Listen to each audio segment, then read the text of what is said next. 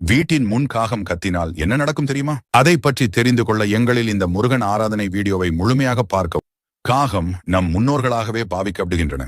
காகம் கரைவது கூட சில சகுனங்களை நமக்கு உணர்த்துவதற்காகத்தான். யமனின் தூதராக கருதப்படும் காகத்திற்கு என்ன நடக்கப் போகிறது என்பது பற்றி முன்கூட்டியே தெரியும். அதனால் காகம் உணர்த்தும் சகுனங்களை நாம் புறக்கணிக்க கூடாது. வீட்டின் முன் காகம் கத்தினால் உங்கள் குடும்பம் சிக்கலில் சிக்கலாம் அல்லது நீங்கள் நோய்வாய்ப்படலாம்.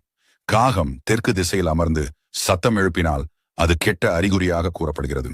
உங்கள் முன்னோர்கள் உங்கள் மீது மகிழ்ச்சியாக இல்லை என்றும் அல்லது பித்ருதோஷம் இருக்கலாம் என்பதையும் குறிக்கிறது. நண்பகலில் காகம் வடக்கு திசையில் சத்தம் எழுப்பினால் நல்லது என்று கூறப்படுகிறது. அதேபோல் காகம் கிழக்கு திசையில் சத்தம் எழுப்பினால் அதுவும் மங்களகரமானதாக கருதப்படுகிறது.